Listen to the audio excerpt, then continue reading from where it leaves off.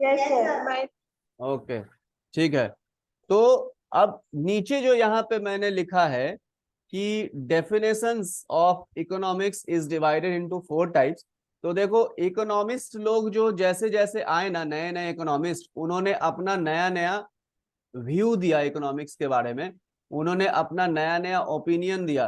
तो जो सबसे सबसे स्टार्टिंग में जो इकोनॉमिस्ट थे, एकदम बिगिनिंग में, जिन्होंने इकोनॉमिक सब्जेक्ट के ऊपर कुछ थ्योरीज लिखा, उनका नाम था एडम स्मिथ। इसलिए इन्हें हम लोग फादर ऑफ इकोनॉमिक्स भी बोलते हैं।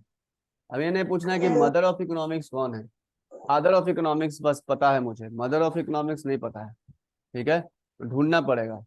तो फादर ऑफ इकोनॉमिक्स हैं एडम स्मिथ, क्योंकि इन्होंने पहली बार कुछ लॉ लिख के दिया था इकोनॉमिक्स के ऊपर, और उन्होंने कहा था कि इकोनॉमिक्स क्या है, साइंस ऑफ वेल्थ है। यानी इकोनॉमिक्स में हम लोग ये पढ़ते हैं कि वेल्थ कैसे जनरेट किया जाए। ठीक है, आप लोग 11 में डेफिनेशन भी पढ़े होंगे, इनके द्वारा दिया हुआ जो डेफिनेशन है कि an inquiry into the nature of how to create wealth. Okay, in inquiry into the nature of how to create wealth, ये इनका दिया गया डेफिनेशन है। फिर उसके बाद मार्शल ने बोला कि नहीं, एडम स्मिथ ने जो इकोनॉमिक का डेफिनेशन दिया वो सही नहीं है, क्योंकि उन्होंने क्या कहा, एडम स्मिथ ने कहा कि साइंस ऑफ वेल्थ है, लेकिन मार्शल ने कहा कि नहीं, ये सिर्फ साइंस ऑफ वेल्थ नहीं है, साइंस ऑफ वेल्थ के साथ मटेरियल वेलबीइंग भी होना जरूरी है। मटेरियल वेलबीइंग का मतलब कि दूसरों का सम्मान करना भी बहुत जरूरी है ना, यानी दूसरों के इज्जत भी करना जरूरी है, सामाजिक सामाजिक भलाई करना जरूरी है। इन्होंने, मार्शल ने ये ऐड किया इकोनॉमिक्स के डेफिनेशन में। फिर साइंस ऑफ ह्यूमन बिहेवियर। फिर कुछ लोगों ने, हाँ याद आ गया नाम, रॉबिन्सन। देखे, एक्चुअली मेरे पास कोई बुक नहीं होता है, मैं बिना बुक का पढ़ाता हूँ। मेरे पास कोई बुक नहीं है, देखो कैमरे में मैंने, कभी घर में काम चल रहा है, कोई बुक नहीं है, देख रहे हो। तो थोड़ा कभी कभी भूल जाते हैं, वो जो इतने देखो मूवी जॉनी लीवर वाला, भूला, देखे थे वो मूवी। तो कभी कभी, और मेरा एक स्टूडेंट भी है, उसका मैं नाम रख दिया हूँ गजनी।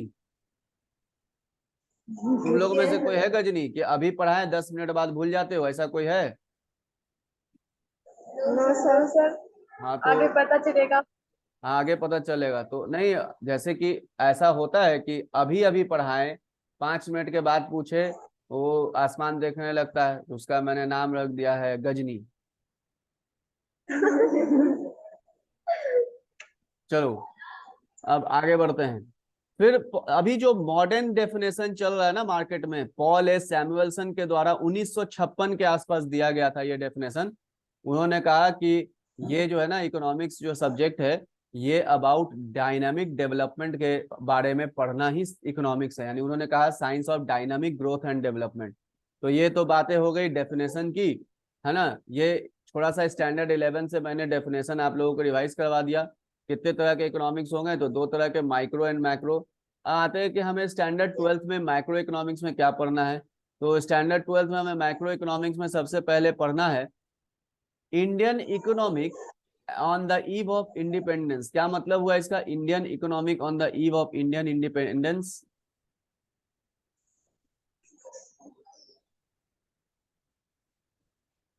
जल्दी जल्दी बताइए, जल्दी। भारतीय अर्थव्यवस्था के बारे में। हाँ, जब इंडिया आजाद हुआ था, तो उस वक्त हमारी इकोनॉमिक्स कैसी थी, हमारी इकोनॉमी कैसी थी। अच्छा, इकोनॉमिक्स और इकोनॉमी में डिफरेंस समझते हो?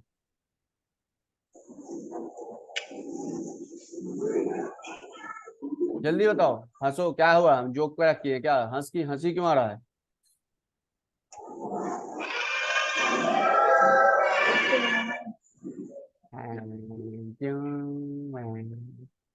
Good morning. चलिए,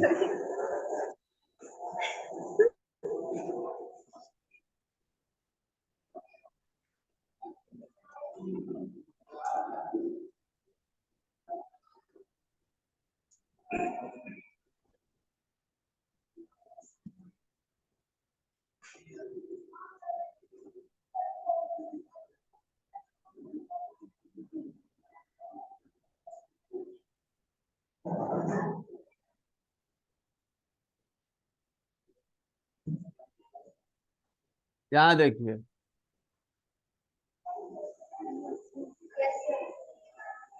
आप लोगों के पास बुक है, yes sir. Introduction. The primary objective of this book, that is Indian economic development, is to familiarize you with the basic feature of the Indian economy. यानी हम लोगों को अभी क्या पढ़ना है? Basic feature of Indian economy. अच्छा, अभी जो हमने डेफिनेशन पढ़ाया था वो डेफिनेशन था इकोनॉमिक्स का। वो क्या था? इकोनॉमिक्स। और इकोनॉमिक्स क्या है? सब्जेक्ट का नाम है। इकोनॉमिक्स क्या है? सब्जेक्ट का नाम। सब्जेक्ट का नाम है। हम लोग को क्या समझना है यहाँ पे? इकोनॉमी समझना है। क्या समझना है? इकोनॉमी। इकोनॉमी का मतलब क्या होता है? तो यहाँ पे एक ऐसे बना लो, इकोनॉमी का मतलब होता है a system of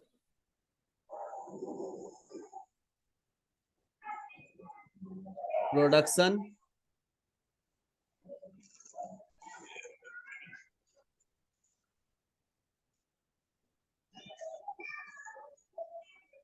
distribution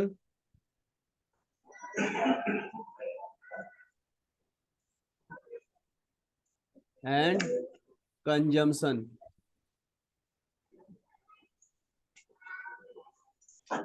consumption, production, distribution and consumption. आप कहीं भी अगर गए और उस जगह में ये तीनों चीज अगर आपको पाया गया, आपको मिला, तो वो एक इकोनॉमी है। वो एक क्या हो गया? इकोनॉमी सिस्टम हो गया। क्या क्या होना चाहिए? तीन चीज, कि उस इकोनॉमी के अंदर प्रोडक्शन होना चाहिए, यानी कुछ गुड्स एंड सर्विसेज का। प्रोडक्शन किस चीज का होता है? गुड्स एंड सर्विसेज का। गुड्स एंड सर्विसेज का। फिर उसको डिस्ट्रीब्यूशन करने का व्यवस्था होना चाहिए, जैसे कि रोड रेलवेज एक्सेट्रा, जिससे कि जो गुड्स हमारा प्रोड्यूस हो वो पूरे भारत में या पूरे दुनिया में डिस्ट्रीब्यूट किया जाने का फैसिलिटी होना चाहिए। यानी डिस्ट्रीब्यूशन का मतलब ट्रांसपोर्टेशन नेटवर्क। फिर कहाँ डिस्ट्रीब्यूट करेंगे? तो जहां कंज्यूमर उसको कंज्यूम करने के लिए रेडी हो, यानी कंजम्पशन। तो ये पूरे चेन को हम लोग कहते हैं इकोनॉमी। समझ में आ गया?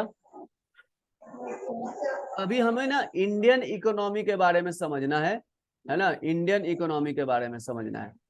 तो Indian economy and its development as it is today, यानी आज जो हमारा इंडिया में इकोनॉमी है या फिर जो डेवलपमेंट हुआ है वो कैसे हुआ है, किस तरीके से हुआ है, उसको समझना है।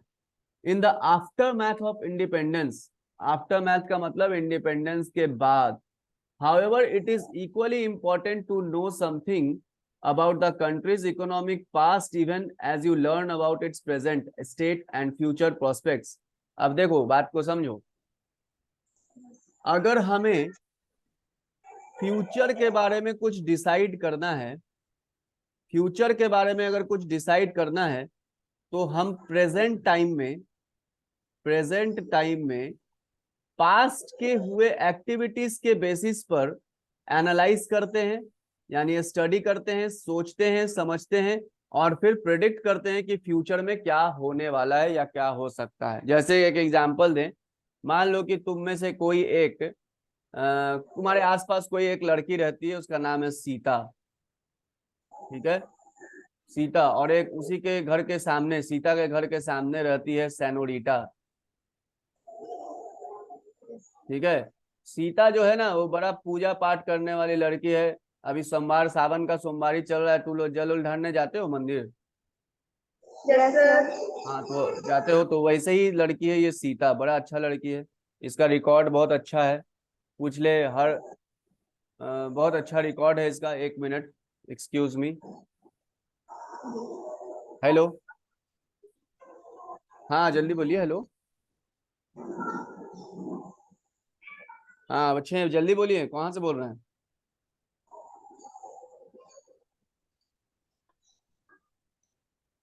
कहाँ से? क्या काम है बोलिए ना जल्दी। अभी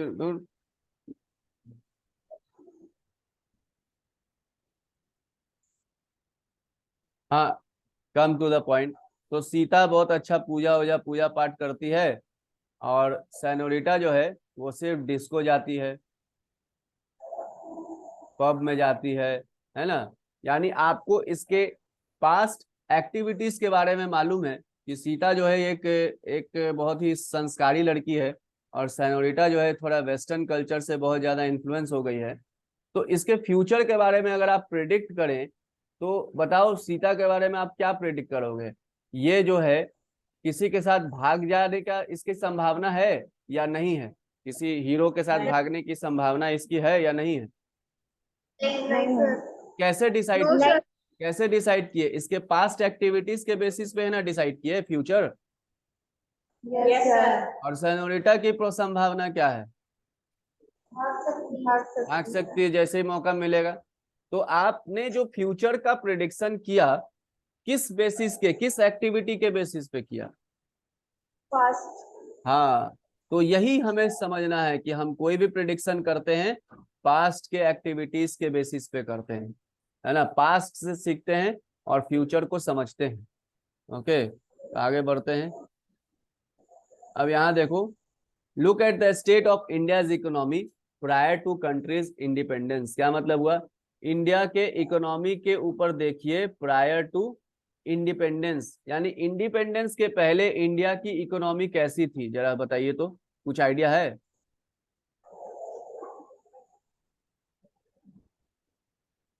सोचो बताओ। इंडिया की जो इकोनॉमी थी वो ब्रिटिश रूल से पहले तो बहुत अच्छी थी, गोल्डन इकोनॉमी था हमारा, सोने का चिड़िया कहा जाता था भारत को, याद है, पता है ये सब। सर। लेकिन ब्रिटिशर्स जब आए तो उन्होंने हमारे इकोनॉमी को एकदम बर्बाद कर दिया, यानी हमारे पूरे सिस्टम को तहस नहस कर दिया।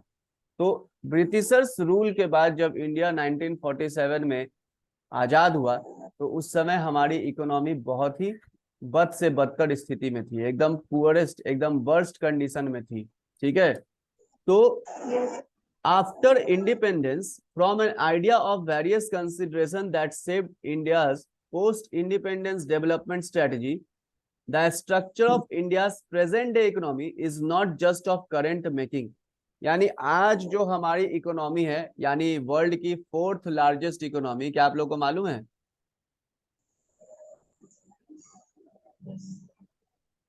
क्या आप लोग को ये बात पता है? India's economy is 4th largest economy in the world today, after America, then China, and then Russia, then India. ठीक है। तो क्या ये अचानक से इन अ 4th नाइट, यानी क्या ये अचानक से एक दो सप्ते में, एक दो वीक में बन गया इंडिया 4th लार्जेस्ट इकोनॉमी, या फिर इसको बनने में पूरा एक समय लगा है, सालों का मेहनत लगा है? कैसे बना 4th लार्जेस्ट इकोनॉमी? अचानक से या पूरे? नहीं, step by step. After independence हमारे इकोनॉमिक्स प्लानर ने, यानी जो लोगों ने हमारे इंडिया के इकोनॉमी को प्लान किया, वो बहुत ही सोच समझकर प्लान तरीके से हमारे इंडियन इकोनॉमिक पॉलिसीज को फ्रेम किया। और इंडिया जब आजाद हुआ था तो उस वक्त 5 ईयर प्लान लाया जाता था। 5 ईयर प्लान, हर 5 साल में एक प्लान बनता था कि अगले 5 सालों में हमें क्या टारगेट है, क्या अचीव करना है। ठीक है, तो उसे कहते थे 5 year plan. Last 5 year plan जो आया, खत्म हुआ था 2013 में, और मोदी गवर्नमेंट के आने के बाद 5 ईयर प्लान को हटाकर बना दिया गया नीति आयोग। क्या बना दिया गया? नीति आयोग बना दिया गया।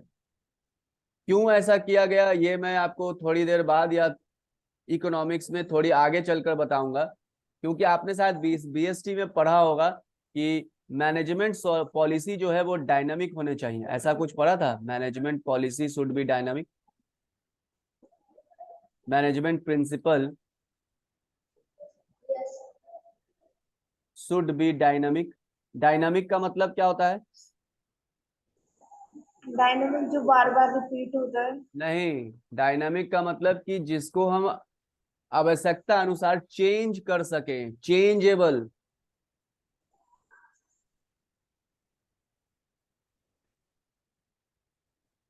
मध्य प्रदेश के अभी मुख्यमंत्री कौन है? शिवराज सिंह। ठीक है। और वेस्ट बंगाल की मुख्यमंत्री कौन है? चोलबे ना, ममता बनर्जी, हाँ जी। है ना। तो ममता बनर्जी जो पॉलिसी बनाती है वो कहती है कि वो पत्थर का लकीर है। जो उसने पॉलिसी बनाया वो कहती है कि मेरा पॉलिसी पत्थर का लकीर है, वो बदल नहीं सकता है। ठीक है, एकदम स्टैटिक है। तो क्या अगर आपको मैनेजमेंट करना है तो ममता बनर्जी वाला जो पॉलिसी है वो सही है या गलत है? आपने जो रूल बना दिया एकदम पत्थर की लकीर हो गई। ऐसे मैनेज करोगे तो चलेगा? No sir. मैनेजमेंट कैसा होना चाहिए? डायनामिक होना चाहिए कि स्टैटिक एकदम फिक्स होना चाहिए? क्या बोलो जल्दी, नींद आ रहा है क्या जी तुम लोग को सेकंड पीरियड में ही? बोलो। डायनेमिक। डायनामिक होना चाहिए, हाँ। मतलब अकॉर्डिंग टू द सिचुएशन हमारे पॉलिसीज एंड प्रिंसिपल्स वैरी करते रहने चाहिए। तो वही यहाँ पे बोल रहा है कि the structure of India's present day economy is not just of current making, it is root stepped in history, particularly in the period when India was under British rule, which lasted for almost 2 centuries before India finally won its independence on 15th August 1947। यानी 1947 को जब India आजाद हुआ था तो British सरकार ने 200 साल की लंबी रूलिंग के बाद इंडिया ने इंडिपेंडेंस को पाया था अंग्रेजों से। और इन 200 सालों में जब अंग्रेजों ने हमारे ऊपर राज किया था, इन 200 सालों में अंग्रेजों ने हमारे इकोनॉमी की जो स्थिति है वो एकदम खराब कर दिया था। क्यों कर दिया था? क्योंकि ब्रिटिशर्स लोगों का जो इंटेंशन हुआ करता था, यानी उनकी जो नीयत हुआ करती थी वो इस प्रकार से हुआ करती थी कि इंडियंस लोगों को यूज करो, इंडिया के रिसोर्सेज को यहाँ से ले जाओ और अपने होम कंट्री यानी इंग्लैंड, वहाँ के इकोनॉमी को डेवलप करने के लिए इंडिया के रिसोर्सेज को एक्सप्लॉइट करो और यहाँ के रिसोर्सेज, यहाँ के लोगों को सबको बर्बाद करो और अपने होम कंट्री के इकोनॉमी के प्रॉस्पेरिटी के लिए सिर्फ वो लोग सोचते थे। यानी हमारे लोगों के भलाई के लिए वो सोचते ही नहीं थे। वो बस ये सोचते थे कि इंडियन लोग गधे हैं, इन लोगों को जितना भी कष्ट दो, जितना भी मुसीबत में डालो, ये लोग कभी कभी ये लोग यूनाइट नहीं हो सकते हैं, ये लोग कभी अपने भलाई बुरा भले के बारे में नहीं सोच सकते हैं, ये लोग सब आपस में ही लड़ते रहेंगे। तो इस तरह का उनका सोच था कि इंडियंस को एक्सप्लॉइट करो।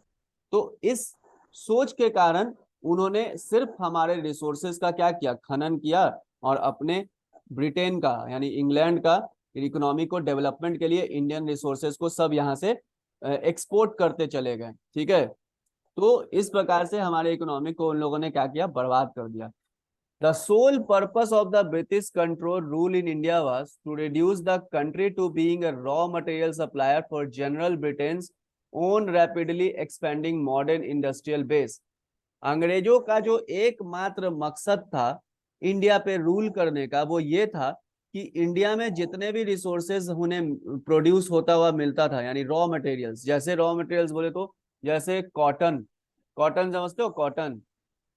Yes sir. अच्छा, मध्य प्रदेश में क्या प्रोड्यूस होता है सबसे ज्यादा? कॉटन। मतलब जो बोले वो ज्योग्राफी नहीं पढ़े हो 10th में?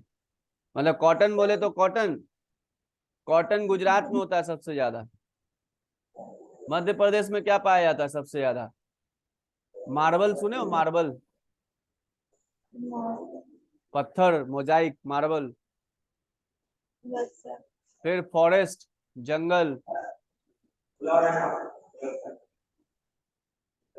तो ये सारे रिसोर्सेज यहाँ से रॉ फॉर्म में, रॉ फॉर्म का मतलब कच्चे फॉर्म में, वो लोग ब्रिटेन भेजते थे।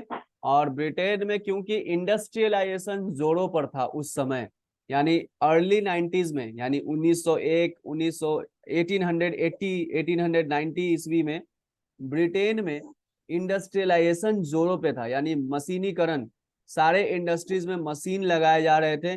और क्योंकि मशीन से प्रोडक्शन वहां स्टार्ट हो रहा था तो वहां के इंडस्ट्रियों को रॉ मटेरियल की बहुत आवश्यकता थी। तो ब्रिटिश का जो इंडिया में रूल करने का जो एकमात्र कारण था वो ये था कि इंडिया से रॉ मटेरियल्स को यहाँ से निकालो और अपने ब्रिटेन में भेजो और उन्हीं रॉ मटेरियल से, हमारे रॉ मटेरियल से फिनिश प्रोडक्ट को बनाकर फिर उसे ही हमें बेचो।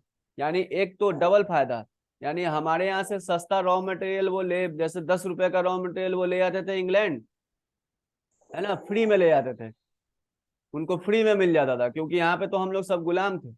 तो यहाँ से सस्ता रॉ मटेरियल इंग्लैंड भेज देते थे, और इंग्लैंड में फिर उसी रॉ मटेरियल से क्लोथ्स बनाकर, यानी रेडी प्रोडक्ट बनाकर, फिर हम ही को वो दुगने तिगने 10 गुना दाम में हम ही लोगों को बेचते थे।